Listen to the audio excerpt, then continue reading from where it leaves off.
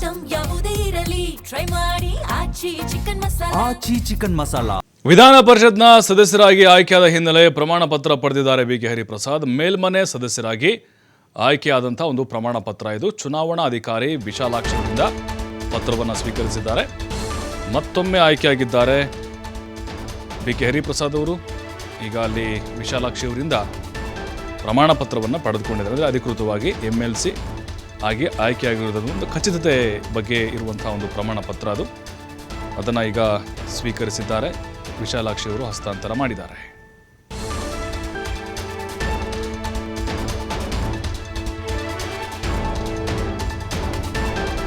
ಪ್ರಮಾಣ ಪತ್ರವನ್ನು ಪಡೆದಿದ್ದಾರೆ MLC ಬಿಕೆ ಹರಿಪ್ರಸಾದ್ ಅವರು. ಈ ಹಿಂದೆನೂ ಕೂಡ MLC ಆಗಿ ಆಯ್ಕೆಯಾಗಿದ್ದರು.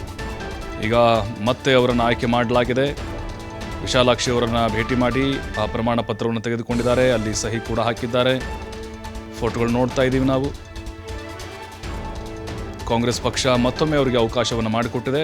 ಜೊತೆಗೆ ನಿನ್ನೆ ನಡೆದಂತಹ ವಿಧಾನ ಪರಿಷತ್ನ ಚುನಾವಣೆಯಲ್ಲೂ ಕೂಡ ಅವರಿಗೆ 30 ಮತಗಳು ಬಿದ್ದಿದ್ದಾವೆ. ಮತ್ತೊಮ್ಮೆ ಮೇಲ್ಮನೆಯ ಸದಸ್ಯರಾಗಿ ಆಯ್ಕೆಯಾಗಿದ್ದಾರೆ ಬಿಕೆ ಹರಿಪ್ರಸಾದ್. ಚುನಾವಣಾ ಅಧಿಕಾರಿ ವಿಶಾಲಾಕ್ಷಿ ಅವರಿಂದ ಈ ಪ್ರಮಾಣ ಪತ್ರವನ್ನು ಸ್ವೀಕರಿಸಿದ್ದಾರೆ.